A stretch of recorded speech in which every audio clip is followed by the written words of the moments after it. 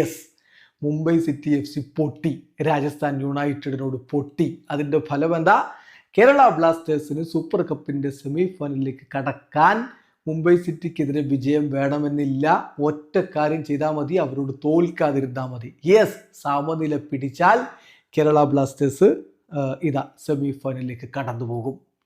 ഇപ്പോൾ ഇന്നത്തെ group stage മത്സരത്തിൽ ഏകപക്ഷീയമായ ഒറ്റ ഗോളിന് രാജസ്ഥാൻ യുണൈറ്റഡ് മുംബൈ സിറ്റി FCയെ പരാജയപ്പെടുത്തി. കളിയുടെ 43-ാമത്തെ മിനിറ്റിൽ ലാൻഡൻ നേടിയിട്ടുള്ള ഗോളാണ് രാജസ്ഥാൻ യുണൈറ്റഡിന് വിജയം സമ്മാനിച്ചത്. അതിൻ്റെ ഫലമായിട്ട് ഇപ്പോൾ ഗ്രൂപ്പ് ഡിയിലെ പോയിന്റ് പട്ടിക ബ്ലാസ്റ്റേഴ്സ് കളിച്ച 2 കളിയും വിജയിച്ച് 6 പോയിന്റോടെ ഒന്നാമതാണ്. Goal difference 4 Mumbai city FC കളിച്ച 2 കളികളിൽ നിന്ന് 1 വിജയം 1 തോൽവി 3 പോയിന്റോടെ രണ്ടാമതാണ്. രാജസ്ഥാൻ യുണൈറ്റഡ് കളിച്ച 2 കളികൾ 1 വിജയം 1 തോൽവി 3 പോയിന്റോടെ മൂന്നാമത്.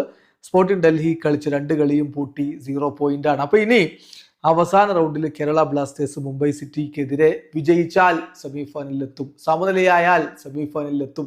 പരാജയപ്പെടാതിരുന്നാൽ മതി. ആകെ ചെയ്യേണ്ട കാര്യം മുംബൈ സിറ്റി FCയോട് പരാജയപ്പെടാതിരിക്കുക എന്നുള്ളതാണ്.